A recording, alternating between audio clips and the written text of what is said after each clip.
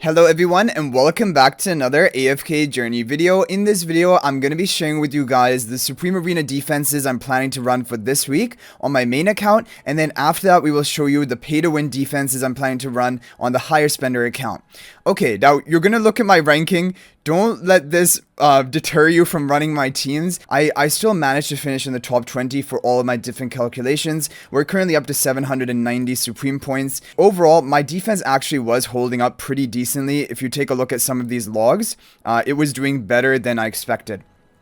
Okay, now for this week, I'm going to be showing you defenses and I'm going to be running them without Scarlita on it. So my team number 1 is going to be a Tassi, Bonnie, Stallish team comp that will have the kill potential after you debuff all of the enemies. We have Thorn Soul Pacting Bonnie for more protection after the Wilder buff tile wears off. Then Thorn will still be protecting Bonnie. We have a lot of healing from Haywin that will also come with damage reduction. We have healing from Damien with the haste buff as well. And we have Surging Spell.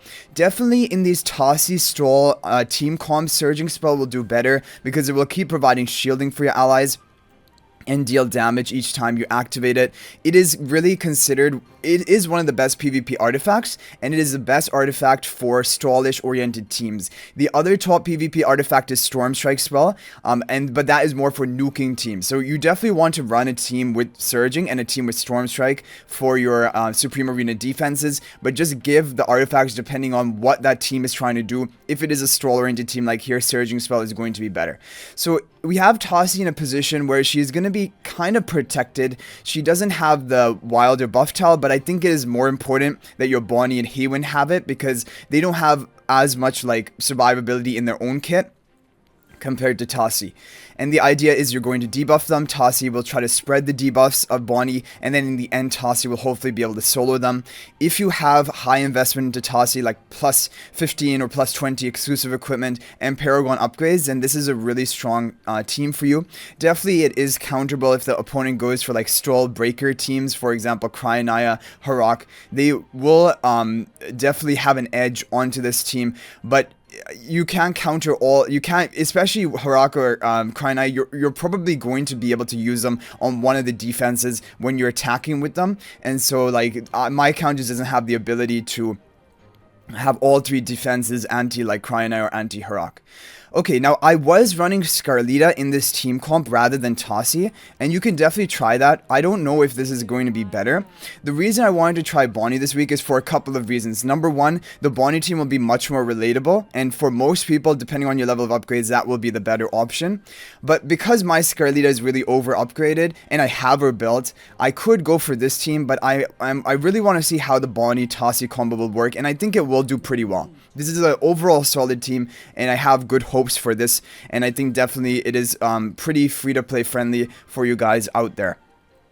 Okay, let's move on to team number 2. So team number 2 is going to be my tried and tested Mauler plus Lily May combo. I'm running Taylene here. However, if you don't have Taylene, what I would recommend is just move these heroes up into this position. Have Brutus in the back so that the opponent has like, you know, Vala marks, or if they have Graveborn faction talents, it will go off onto Brutus. That is really like, Brutus is the best target to be taking all of that stuff.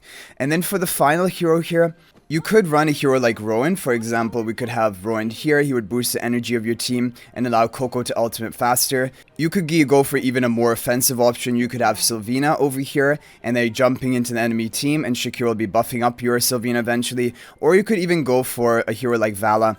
I think all of these can be decent options. These are what I would probably recommend, but definitely for me, I think Taylene is going to be my best option because she does really well. She can tank the aggro of the enemies, and she will actually not be killable. She can just revive herself, and she has good value on the Mauler faction talent tile. She can get closer to the enemies and deal more damage and have damage reduction from them. The idea is we want to get Coco's ultimate off, Shakira's ultimate off, and Brutus to take any backline attacks. With the Storm Strike spell, we have nuking potential, so this should be good. It is a map with 150% HP. Definitely, again, I think the opponent could try to Cryanaya this team, and it would counter it to an extent because Cryanaya counters Taylene, because Taylene will be actually destroyed if Cryanaya gets the execution off onto her.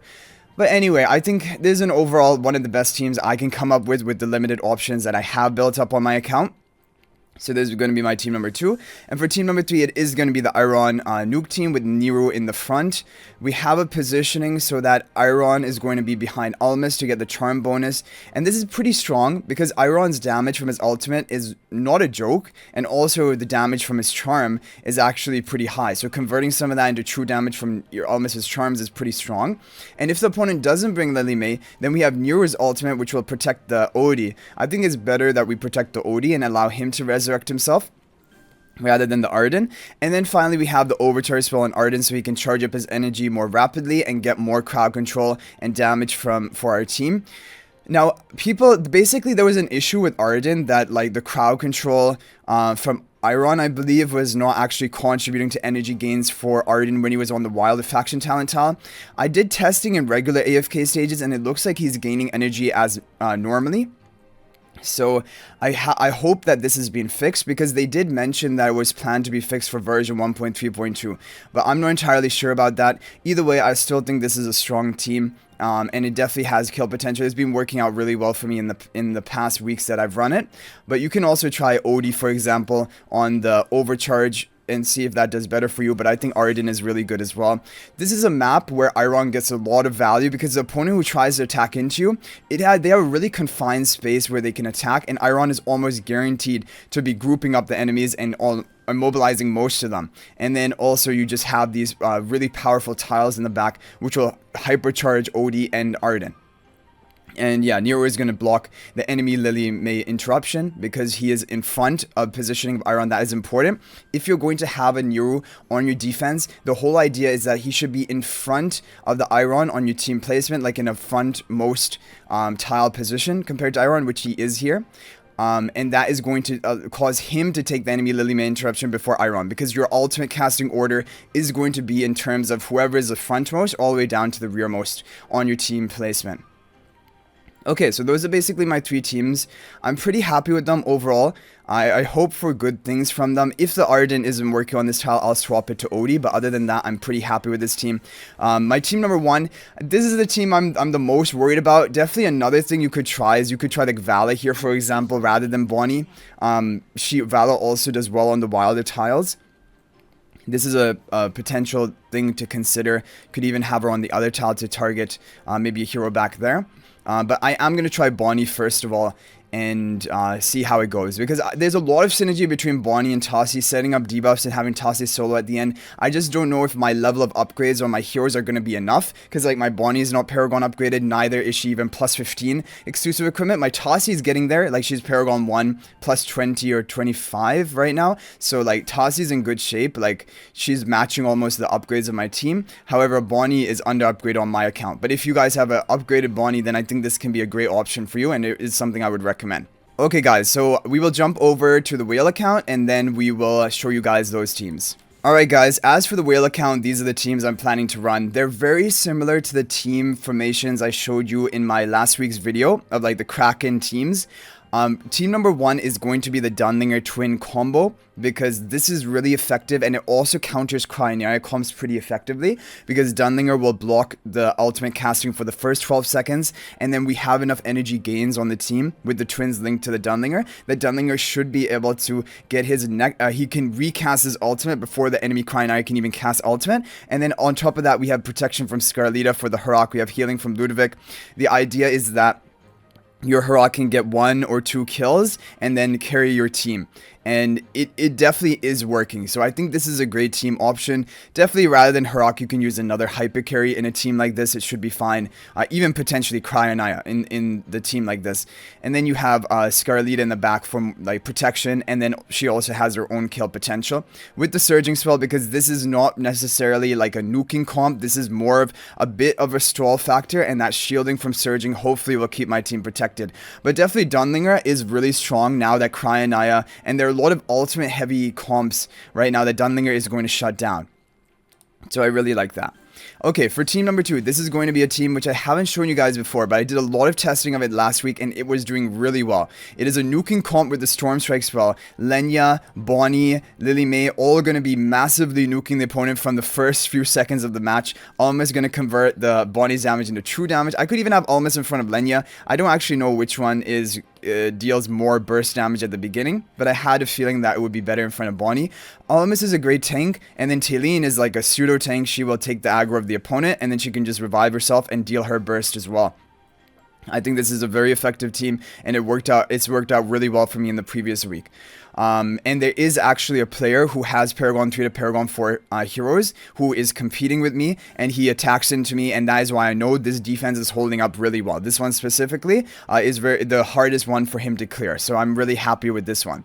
And then team number 3 is going to be a diagonal nuke with Tossie cleanup. That is basically the team concept. We have Harmonic Spell, which will give 1 buff stack, Intoxication stack to diagonal. We have Leica, which will immediately give an Intoxication stack to diagonal, and then we have Damien, which after spawning his Toy Chariot and giving haste buff, that is going to give the final 3rd stack of Intoxication to Diagonal. Then he will deal his true damage. On Volatiles, Diagonal is fairly well protected. And we have Haywin. As we basically don't have a tank here, but Haywin has her charms to make her invincible to a fatal blow. And then if she can cast her ultimate, that healing and damage reduction will give us a lot of kill potential. And also that will top off our health, making Harmonic Spell more value. And then the idea is Tossie can clean them up in the end. So Diagonal does as much nuking as he can, and Tossie will clean up. And again, I'm pretty happy with this team comp. This was working out well for me last week, better than any other version I could find. And the Leica on this account is only Paragon 1. If we had like Paragon 4 Leica, this would be pretty crazy. And that's basically one of the priorities I have for upgrades on this account, trying to get that Leica upgrade in Paragon. But anyway, guys, those are the whale teams and the more free-to-play friendly teams I'm running on my main account. I hope you guys are able to use these teams and get good results with them. If there are any other teams you would like to share, you can feel free to share them in the comment section. As always, there would be formation IDs in the corner of this video that you can just copy it down and use them, but you will have to manually set team 3 because the map is non-symmetrical. Thank you guys for watching. That is going to be it for this one. If you guys are not already subscribed to our YouTube channel, please subscribe. We're on our road to 20,000 subscribers. Let's try to hit it before the end of the season. We're on track to do so. Also, guys, if you haven't joined my AFK Journey Discord server, there's a link to that in the description of this video. I look forward to talking with you guys there. We have over 2,800 active members, and we talk about everything related to AFK Journey. So I hope to see you guys there or in the next video. And until then, guys, everyone, peace out for now, and thank you for watching.